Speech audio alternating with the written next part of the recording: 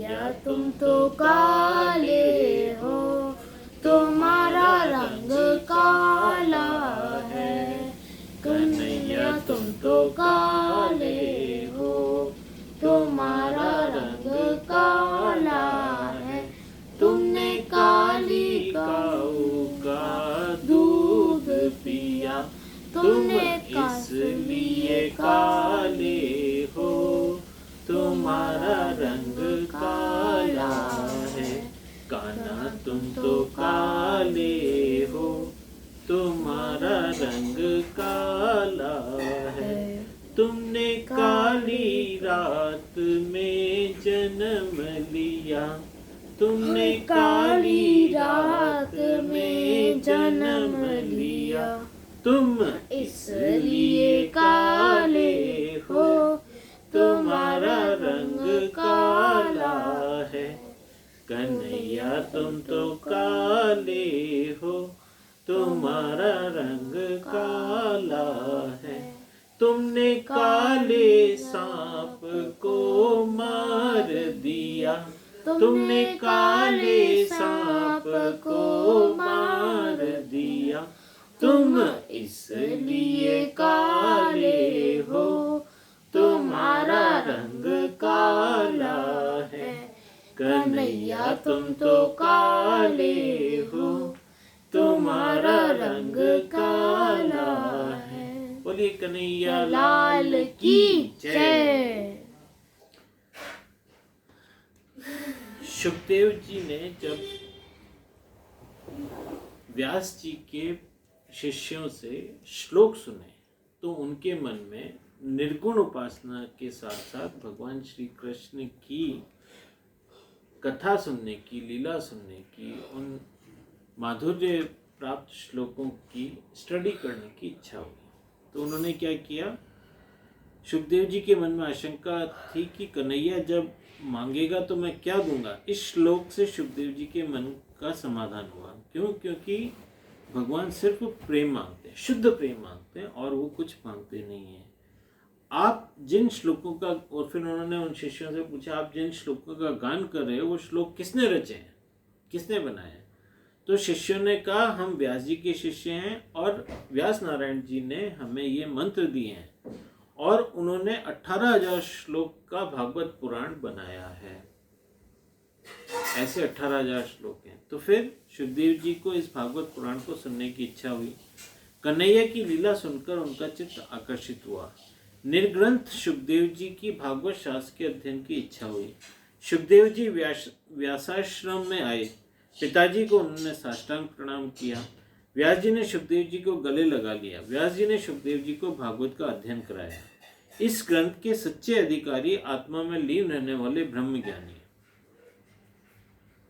इस जो भागवत पुराण है ना, जैसे साइंस हर किसी को नहीं पढ़ा सकते, डॉक्टर की पढ़ाई हर किसी को नहीं पढ़ा सकते, उसके लिए एक क्वालिफिकेशन जरूरी है कि आपने बैचलर ऑफ कॉमर्स किया, बैचलर ऑफ साइंस किया हुआ है तो ही आप डॉक्टर, या आपने कोई मेडिकल का एग्ज़ाम, जो प्री एग्ज़ाम होते हैं ना, वो पास किया हुआ है, पीईटी, एमईटी ऐसे कुछ एग्ज़ाम होते हैं, वो पास करने के बाद ही आप डॉक्टर की पढ़ाई कर सकते हो।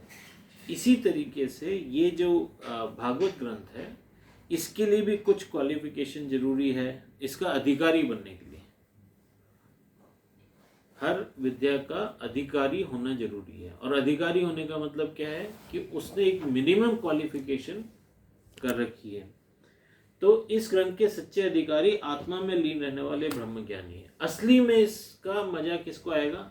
ऐसा नहीं कि कोई चलता हुआ आदमी डॉक्टरी की पढ़ाई करेगा। जैसे हम भी डॉक्टर के पास जाते हैं तो कुछ ना कुछ मेडिकल की चीज़ें तो वो बताते ही हैं कि आपको ये करना चाहिए, ये नहीं करना चाहिए, लेकिन उसका ज्ञान का अधिकारी कौन है?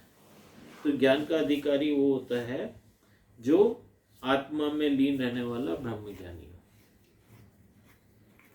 Self realise soul. Shri Krishna सर्व के आत्मा रूप है, सबके अंदर आत्मा के रूप में भगवान विराजमान है। हर व्यक्ति के अंदर उसकी सोल, उसकी जो कॉन्शियसनेस है वो भगवान है।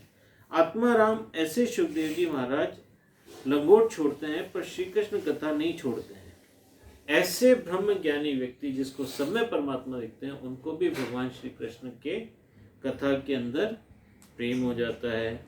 सूत जी कहते हैं, शौनक जी आश्चर्य न करिए, श्री कृष्ण गुण ऐसे मधुर हैं कि सबको अपनी ओर आकर्षित कर लेते हैं। और फिर सुखदेव जी तो आकर्षित हो ही गए, इसमें आश्चर्य क्या बात है। जो ब्रह्मज्ञानी होते हैं, जिनको सर्वत्र भगवान की प्रतीति होती है, उनको भी भगवान की भक्ति प्रिय लगती है, भगवान का प्रेम प्रिय लगता है। आत्मा रामश्च मुनयो निर्ग्रंथो अप्युरुक्रमे कुर्वन्त्य हेतु किम भक्ति मिथ्य भूत गुणो हरि। जो ज्ञानी है उनकी अविद्या की गांठ छूट गई है, ऐसे आत्माराम भी भगवान की हेतु रहित भक्ति करते हैं। भगवान का गुण ऐसे मधुर है। भाई सीधी सी बात है, हम जो भी काम करते हैं वो हमें अच्छा लगता है, मजा आता है, इसीलिए करते हैं। हम लोग सोते क्यों हैं? मजा आता है। हम लोग खाते क्यों हैं? मजा आता है। हम लोग खेलते क्यों हैं? मजा आता है। जितने हम काम करते हैं सबके अंदर हमें मजा आता है, और जिसमें मजा आता है हम वही काम करते हैं, जिसमें नहीं आता है वो काम नहीं करते। तो यहाँ पर बोलते हैं कि भगवान की जो भक्ति है उसके अंदर आनंद की भरमार है। अब यहाँ पे डेफिनेशन जो बताते हैं हमारे शास्त्र, वो बताते हैं एक होता है श्रेयस वाला मजा, एक होता है प्रेयस वाला मजा। कौन कौन से मजे होते हैं? श्रेयस और एक प्रेयस। प्रेयस का मजा क्या होता है? पहले हमें बहुत अच्छा लगता है लेकिन बाद में दुख देने लगता है। अपन ने देखा था ना ये पहले भी, करने में शुरू में बहुत मजा आता है लेकिन बाद में वो दुख में परिणत हो जाता है, दुख में बदल जाता है और फिर बहुत दुख उठाना पड़ता है। और श्रेयस वाला मजा क्या होता है? शुरू में हमें अच्छा नहीं लगता लेकिन बाद में बहुत सुख देता है।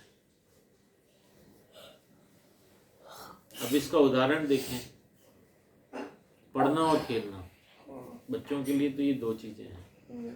पढ़ना पहले तो बड़ा कष्टदायी लगता है, सुबह जल्दी उठ के पढ़ो, सुबह जल्दी उठ के स्कूल जाओ, और मम्मी बोलती हैं, बोरिंग लगता है कई बार तो, अरे ये रोज रोज फिर वही किताबों के अंदर, फिर वो याद करो, फिर वो होता है ना।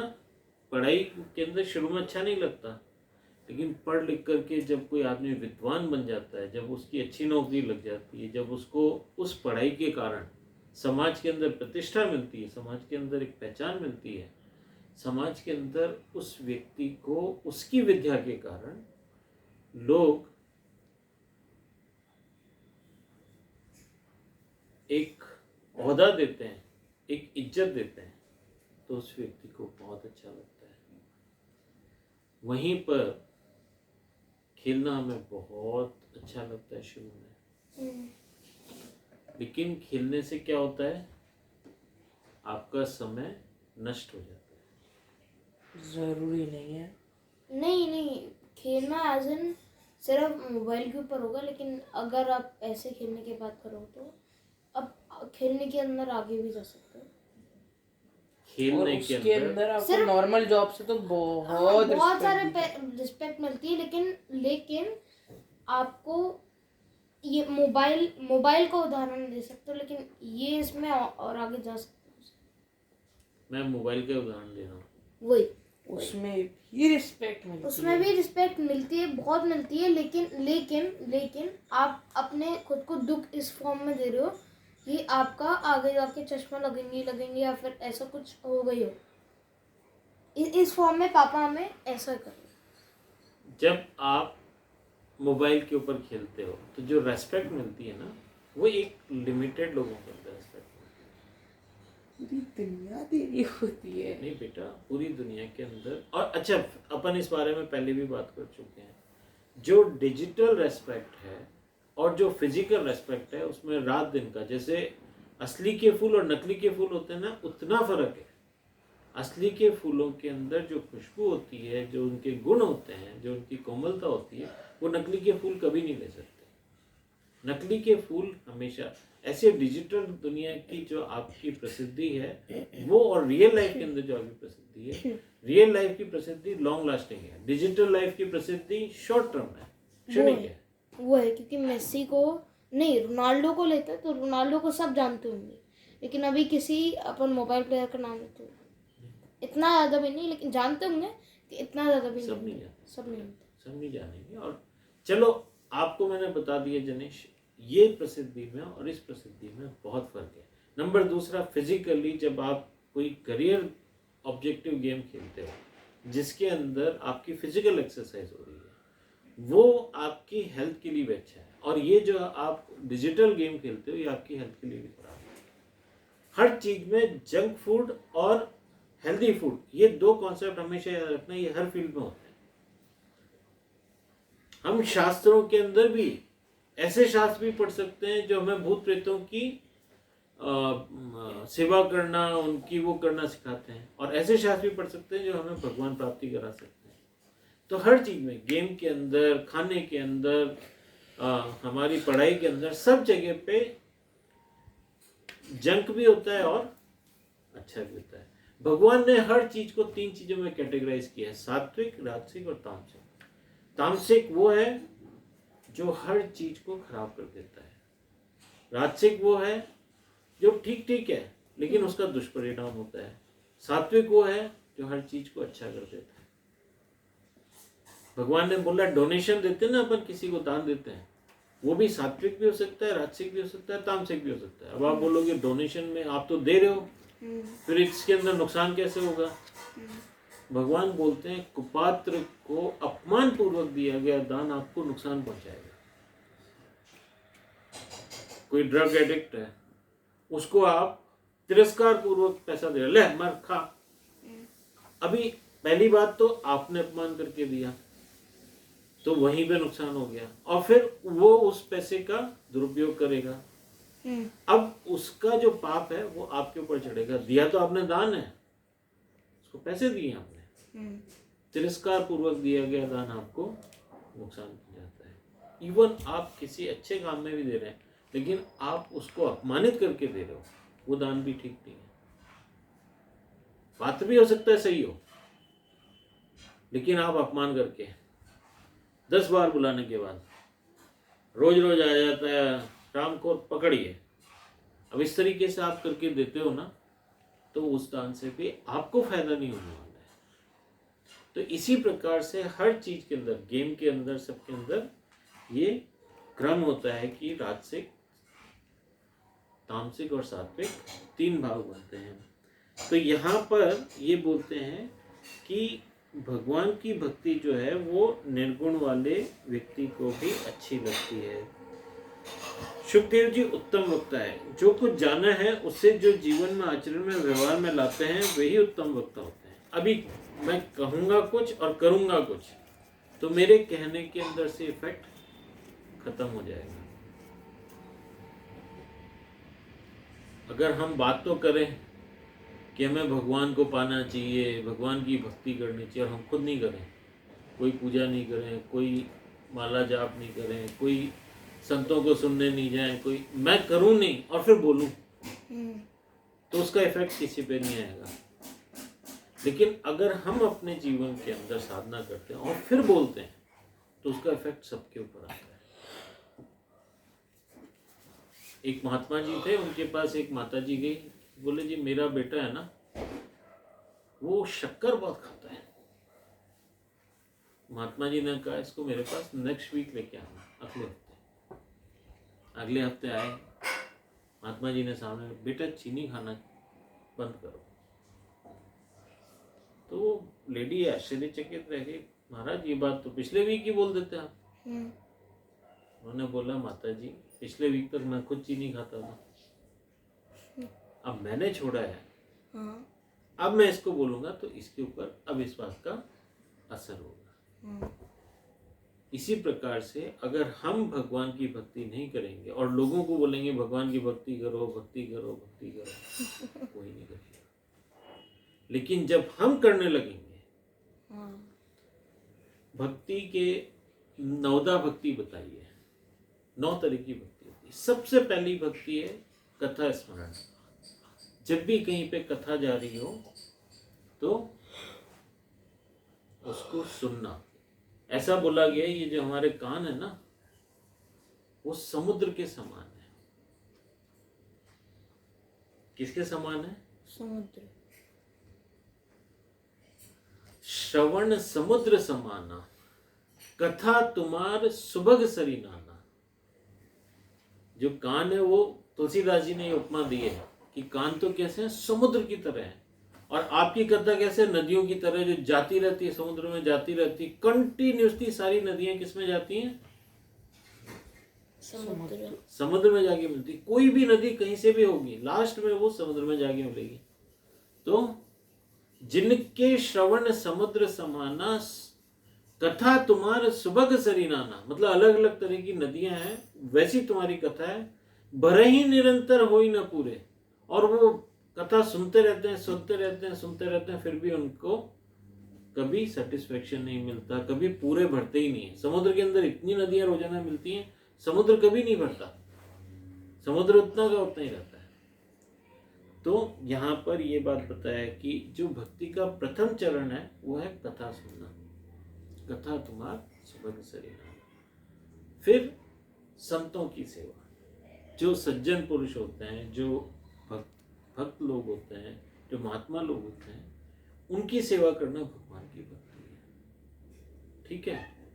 फिर पूजा अर्चना जप, ये सारी जो चीजें होती हैं, ये भक्ति के लक्षण हैं। जिस व्यक्ति के जीवन के अंदर भक्ति नहीं होगी ना, वो भगवान की न तो पूजा करेगा, न जप करेगा, न आरती करेगा। क्यों? क्योंकि ये सब चीजें नियम बनाने से हमारे जीवन में भगवान का प्रेम झलकता है। अभी कोई व्यक्ति किसी लड़की से प्यार करता है, कैसे पता लगता है कि वो प्यार करता है? फूल लेके जाएगा, और फूल भी देखेगा उसके गालों के कलर से मैच होता है कि नहीं होता है। फिर उसको डिनर पे लेके जाएगा, फिर उसको पिक्चर दिखाने लेके जाएगा। तो इन सब से क्या प्रकट होता है कि वो उस लड़की को चाहता है। तो हमारे जीवन में भी अगर प्रेम को प्रकट करना है तो उसके इफेक्ट क्या है? किसी को भगवान से भक्ति है तो वो भगवान का श्रृंगार करेगा, भगवान की आरती करेगा, भगवान को स्नान कराएगा, भगवान की कथा सुनेगा, महात्माओं की सेवा करेगा। ये लक्षण है कि इस व्यक्ति के जीवन के अंदर भगवान का प्रेम है। अगर वो लक्षण नहीं होंगे, कोई भी प्रेम को प्रदर्शित करने के लिए कुछ ना कुछ लक्षण, कुछ ना कुछ तो आपका आउटकम होना चाहिए। वरना मैं बोलूं जैसे होता है ना, वो मैं उससे बहुत प्यार करता हूँ, लेकिन लक्षण कोई भी नहीं है। अभी किसी को सपना आता है क्या कि आप उससे प्रेम करते हो? You have to show some symptoms. So same thing to love God. Symptoms are devotion. And devotion के symptoms क्या हैं? पूजन, अर्चन, जप, ध्यान, गुरु पूजा, गुरु भक्ति, ये सारे भगवान की 9 भक्ति के सिम्टम्स हैं। तो सुखदेव जी उत्तम वक्ता हैं, जो कुछ जाना है उसे वो जीवन में, आचरण में, व्यवहार में लाते हैं। हम जो चीजें जान लें उसको फिर हमारे व्यवहार में भी आना चाहिए। वे ही उत्तम वक्ता होते हैं। और ऐसे लोग जो अपने जीवन के अंदर जो सुनते हैं उसको अपने जीवन में उतार लेते हैं, वही भगवान की कथा कहने के लायक होते हैं। संत कहते हैं इससे पहले जीवन में अनुभव करते हैं, इससे उनके कथन सत्य रूप होते हैं। ज्ञान जब क्रियात्मक होता है तब अभिमान मर जाता है। ज्ञान वही है जिसमें किसी तरह का अभिमान नहीं होता। सुखदेव जी पूर्ण निरभिमानी है। सुखदेव जी अधिकारी वक्ता हैं। देखो हम लोग जो होते हैं ना, वो तो थोड़ा थोड़ा बात मानते हैं, थोड़ी नहीं भी मानते हैं कथा सुन करके। लेकिन सुखदेव जी कैसे थे? वो पूरी बात मानते थे।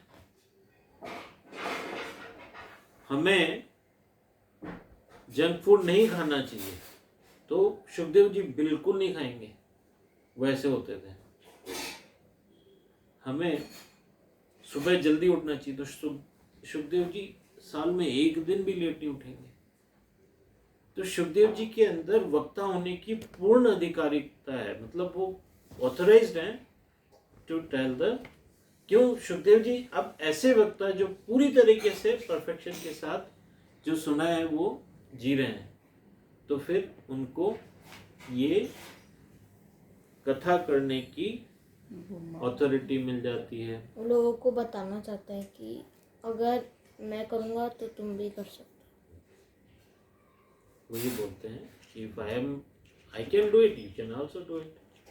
संत को संत मिलते हैं, और संत वही है जिन्होंने अपने मन, ठीक है, संत को संत मिलते हैं और संत वही हैं जिन्होंने अपने मन को सुधारा है। परमात्मा श्री कृष्ण अतिशय कृपा करते हैं, तभी मन शुद्ध होता है। सबका मन शुद्ध नहीं हो सकता है। मन को शुद्ध करना बहुत कठिन काम है। ये इतना कठिन है कि एशियाड के अंदर या ओलंपिक के अंदर पदक लेना आसान काम है। आपके जो ये होते हैं ना, मेसी सोने की बॉल लिया था, वो आसान काम है। मन को सुधारना उससे। आपको पता है जो कृष्ण जी से अर्जुन जी की बात हो रही थी, भगवत गीता जब अवतरित हुई, तब अर्जुन ने बोला, भगवान ये मन को कंट्रोल करना तो बहुत कठिन काम है। ये तो ऐसा लगता है कि हवा को मुट्ठी में बंद करना। जैसे कुत्ते की पूंछ होती है ना, आप उसको सीधी करो, जैसे ही छोड़ोगे पिंग, फिर सीधी करो पिंग। ऐसे ही माइंड होता है हमारा। माइंड को हम कथा के अंदर 2 मिनट के लिए सीधा करेंगे, जैसे ही कथा से बाहर निकले मन वही पुराने विचारों में चला जाता है। फिर वही सब नजर आता है कि मैं अच्छा खा लूं, अच्छा सो लूं, अच्छा पहन लूं, उसी में मन चला जाता है। तो वो बोलते हैं कि ये बहुत कठिन काम है, और ये काम कौन लोग कर पाते हैं? ये पुरुषार्थ का काम है। ये असली में जिसको बोलते हैं ना, ये मर्दों का काम है। और वही संत कहला पाते हैं। जिन्होंने अपने मन को सुधारा है वही महात्मा बन पाते हैं, संत बन पाते हैं। परमात्मा श्री कृष्ण अतिशय कृपा करते हैं, तभी मन शुद्ध होता है। और ये भगवान की भक्ति के बिना संभव ही नहीं है।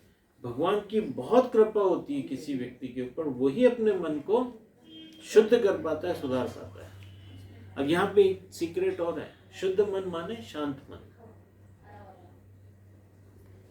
जिस मन के अंदर शुद्धता है वो मन शांत रहेगा। अगर मन के अंदर विक्षेप है, मन के अंदर हलचल है, तो वो मन शुद्ध नहीं है। जिस माइंड के अंदर एजिटेशंस है ना, वो माइंड शुद्ध नहीं हो सकता। एजिटेशन इज इक्वल टू अशुद्ध मन। नो एजिटेशन, एकदम काम माइंड से शुद्ध। ठीक है, शुद्धता माने शांति। जहां क्रांति शुरू हुई वहां पे। अच्छा, अब यहां पर हमें ये भी बताते हैं कि क्रांति वाली चीजें, लड़ाई जैसी चीज शुद्ध मन से की जा सकती है। भगवान ने भगवत गीता में अर्जुन को क्या बोला? तुम लड़ो, लेकिन शांत मन से लड़ो। माइंड को एजिटेटेड करके मत लड़ो। आप ऐसे सोचो कि अगर मैं मार रहा हूँ तो उनको नई जिंदगी मिलेगी, शुरुआत। क्योंकि वो गलत काम कर रहे हैं, इसलिए उनको मारना जरूरी है। इसलिए नहीं कि मेरे को पर्सनली उनसे दुश्मनी है और मैं एकदम फ्रस्ट्रेशन में आगे गुस्से में मार रहा हूँ। अगर आप गलत हो तो आपको पीछे हट जाना चाहिए। हाँ, मन को शांत रखते हुए सारी बातें समझ। जैसे ही आपका मन अशांत होता है ना, आपका माइंड अच्छे बुरे का ज्ञान छोड़ देता है। फिर आपको ये समझ में नहीं आता कि क्या ठीक है क्या गलत है। फिर आदमी आवेश में आ जाता है। कई बार बोलते हैं ना हम इसको ना, गुस्से ने इससे गलत काम करवा दिया। मैंने गुस्से में आपको ऐसा बोल दिया था, अभी गुस्से में ऐसा बोल दिया था, उससे आप बच थोड़ा ना जाओगे। बोला तो आप ही ना था ना, चाहे गुस्से में बोला था। लोग अपने गुस्से को एक साधन बना लेते हैं। अरे मेरे को गुस्सा आ गया था इसलिए मैंने ऐसा कर दिया। गुस्सा आया, वो भी तो आप ही ने इनवाइट किया था ना उसको। किसी ने जाकर के, ये तो है नहीं गुस्से को आपके घर के बाहर लाके छोड़ा था, टक टक मैं आई कम इन, फिर आपने दरवाजा खोल के बुलाया था। गुस्सा आपको आया था या आपने बुलाया था? आया था। हमें गुस्सा आ जाता है। यहाँ पे भगवान ये बोलते हैं संत लोग फिर गुस्सा नहीं करते, क्योंकि वो मन को शुद्ध कर लेते हैं। साधारण व्यक्ति ये समझता है कि बहुत संपत्ति मिलती है तो ठाकुर जी की कृपा का ही ये फल है। अति संपत्ति और सन्मति दोनों एक स्थान पर नहीं रहती हैं। अति संपत्ति अभिमान लाती है। अति संपत्तिवान किसी को अपमानित करने में संकोच नहीं करता। परमात्मा कृपा करके धन नहीं देते, मन को सुधारते हैं। अब यहाँ पर सीक्रेट एकदम, इसको बोलते रॉयल सीक्रेट बता दें। भगवान किसी भी व्यक्ति को बहुत ज्यादा पैसा देते हैं का मतलब ये समझो उनकी कृपा नहीं हो रही। अतिशय संपत्ति आती है ना, तो वो अभिमान लेके आती है। तो क्या अंबानी के ऊपर भगवान की कृपा नहीं है? नहीं, अंबानी जी के ऊपर भगवान की कृपा नहीं है? अगर भगवान की कृपा होती तो फिर उनको पैसा नहीं मिलता। तो उनको संपत्ति के साथ सन्मति भगवान ने पहले देखा है नहीं तो कि उनके ऊपर है कि नहीं है?